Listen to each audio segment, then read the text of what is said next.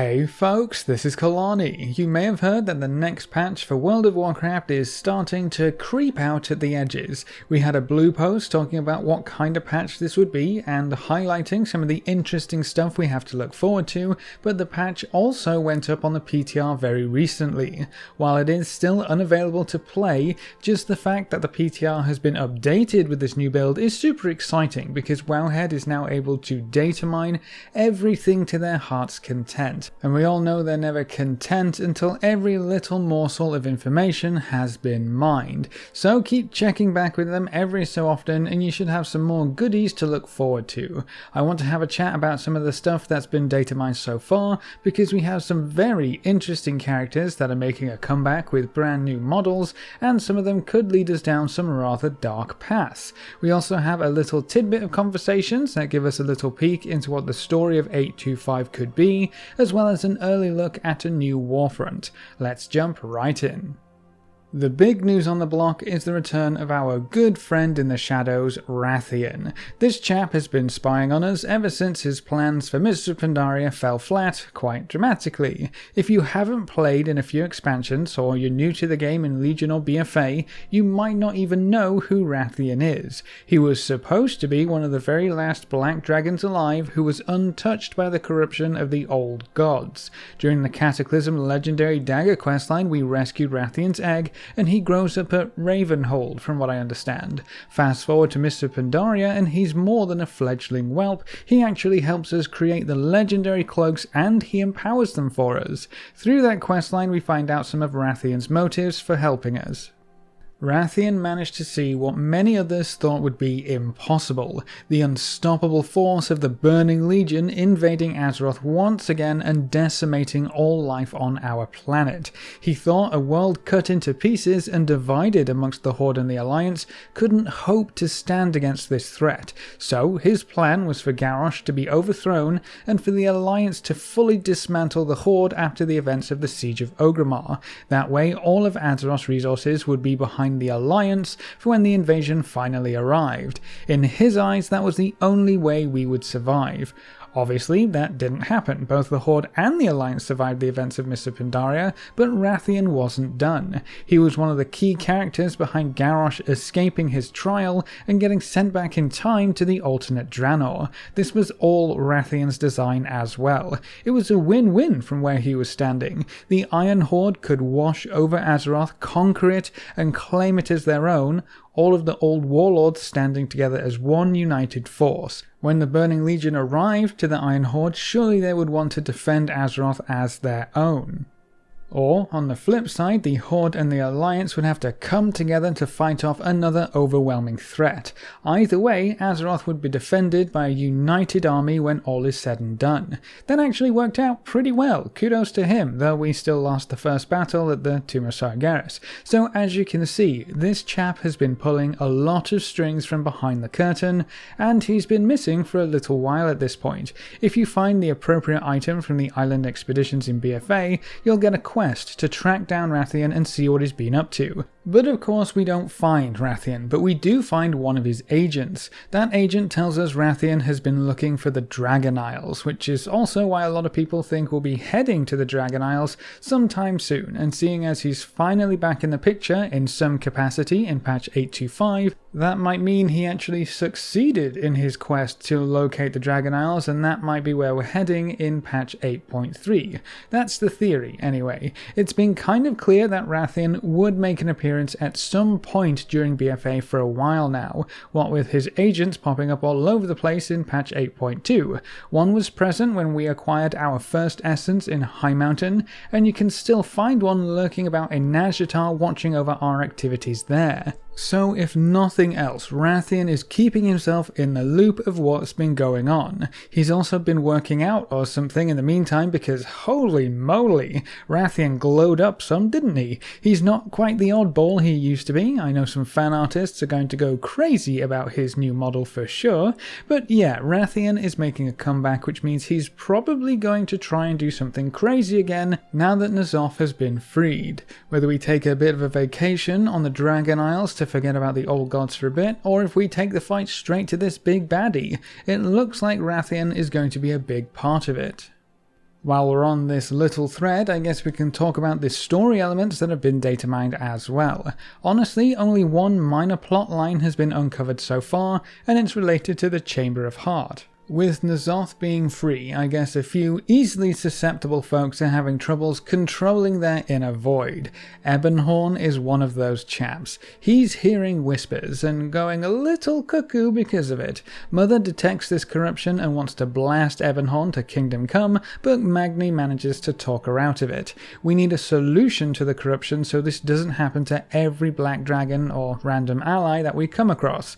Caligo suggests we find Rathian because he's also a black dragon who seems able to resist the temptations of the old gods and their subsequent corruption. That leads us down into the Karazhan crypts, where we have a brand new scenario relating to tracking down Rathian and trying to get his help. So that's exciting that we'll be going back to Karazhan and that we might be meeting up with Rathian fairly soon into the next patch. I can't wait to see just how involved he's going to be as we move forward and what his plans entail.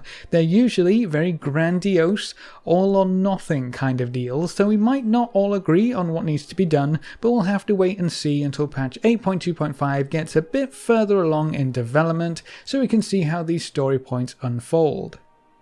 Rathian isn't the only new model in this coming patch though. We also have Kalia Menethil. This is another super interesting character who sadly many of you might actually not know about. She was a follower for the priest class hall during Legion, and she's also the sister of Arthas Menethil. I hope that name is a bit more familiar. Arthas is the Lich King, or was the Lich King, I guess. We kind of did away with him a few expansions ago. So technically, Kalia Menethil is the rightful heir to the kingdom of Lordaeron.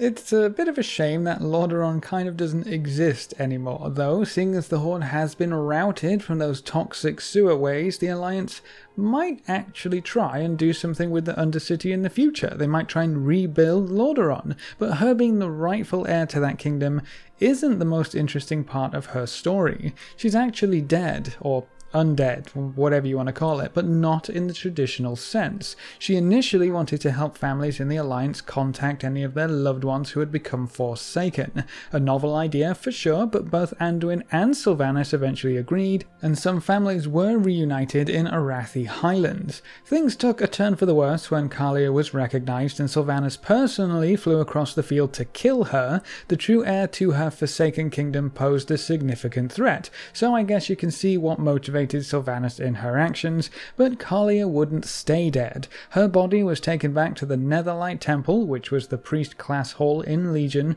and with the help of the Naru, she was resurrected as an undead touched by the light. That part is quite specific, so we have a new kind of light-forged Forsaken on our hands. Though I do wonder, is resurrection in general possible in the lore? Because we get resurrected all the time. Would any form of resurrection by the power of the light mean you become an undead touched by the light, or is this just a really special case? We do need a bit more info on this, and hopefully we'll get it either from Kalia herself or from someone close to her, or just another NPC in this part of the story. The annoying part is that if you hadn't have read the latest Warcraft novel, you probably wouldn't have had any idea who Kalia was or what happened to her.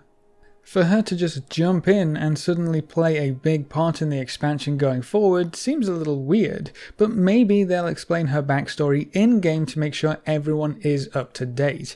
Either way, Kalia now has a special model which reflects her special status, and it has people wondering if we'll see some more Lightforged Forsaken who are able to join the Alliance, or maybe even just allowing the Forsaken race in general to choose a side now. They kind of have a leader in both the Alliance and the Horde, so being able to choose your side like the Pandaren isn't all too far-fetched. Interestingly, patch 8.2.5 also provides you with an extra addition to the character selection screen which shows whether a character is Horde or Alliance. Now you might think this is just a nice little addition and doesn't lead to anything else, which is totally plausible. I might be reading into this way too much, but it also makes sense that if certain races were able to be both Horde and Alliance, that you would want something on your screen which discerns between the two factions. I know I would, so that might be another reason why this change is being made. So if you wanted to play an undead character, but on the Alliance side, that might actually be a thing sometime soon. Another new model in 825 belongs to the one and only Zappy Boy, or Zakhan if you want to call him by his real name. We haven't seen our troll buddy in a little while, and last we heard he was returning to Orgrimmar to try and breathe some life into Saurfang's rebellion from the inside. Now, no matter which path you decide to take in this questline, Sylvanas does learn about Zakhan's betrayal, so this new model could be for a public execution and that's that, or it could be for anything else. But if I knew someone was trying to spur an uprising from within my faction, I would probably just get rid of them before they can start making any real headway with their plans. I guess we'll see what Sylvanas has in mind, but no matter what happens, we should be seeing a bit more of Zappy Boy going forward, because only super important NPCs usually get their own models like this one. And the last new model that we have belongs to Villiers Sanguine. This is another interesting character who a lot of people might not know about. Right now she actually serves as a bit of an intermediary between the Horde and the Alliance. She's kind of a spy, but working with the right people. She's actually the one who got Bane's message to the Alliance when he started working against Sylvanas. She hasn't been too active since then, but as I said, typically only the important people get new models or updated models, so we should see more from this NPC in patch 825, with her being a spy that takes messages between the Horde and the Alliance, and with Zakhan getting a new model as well, we could see Saurfang's rebellion really start to ramp up in this next patch. Zakhan can rally the troops from within, Saurfang is already working with Thrall and the Alliance, and now we have a spy who can pass messages between all involved parties. Sounds like the perfect setup to me.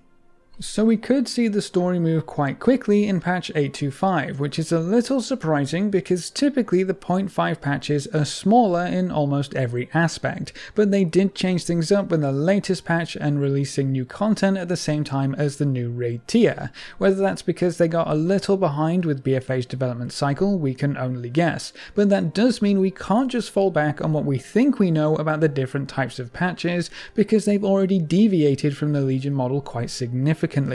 I hope 825 is decently fleshed out when it hits public test realms, so it can be delivered to live servers within a good amount of time. Patch 8.2 did a great job bringing BFA back from the brink, but we need steady content patches to keep the train going. With 825 up on the PTR and becoming available for play soon, I think we're on the right track. Now, before we go, one last piece of information that I wanted to touch on was the addition of a new warfront. This one is really interesting, as far as warfronts go anyway, because of the location. We had some old info about a Baron's warfront, and that might have been scrapped, because this new warfront map is for Durotar. That's definitely a lot closer to a certain city that's already been sieged once before due to an unruly war chief. But this isn't Garrosh 2.0, no sir, no way. The Horde and the Alliance will just be fighting over Durotar because, well, reasons. Yeah, reasons. We don't have to talk about the reasons, you just have to accept it for what it is. This warfront is posturing for another Siege of Orgrimmar no matter how you look at it. I mean, seriously, can anyone think of any good reason for the Alliance to be fighting over Durotar besides wanting to set up another siege? Please, let me know in the comments below. I really need to know something else here. Either way, we'll be passing another zone back and forth if Durotar does become a warfront. I guess it's still up in the air, but we have a map. So that's going to be interesting to see how it all pans out. I can't help but feel this is seriously one-sided right now though. Can you imagine going to complete world quests or farming rares in Durotar? It's literally one zone over from the Horde's main capital. That probably makes it the easiest zone to get to for anyone on the Horde faction. Though I guess the Alliance will probably get a portal over as per usual for warfront zones, but it just seems too close to Orgrimmar. I'm really curious to see how this will all pan out, because right now all I can see is the Horde and the Alliance hunting down Sylvanas together.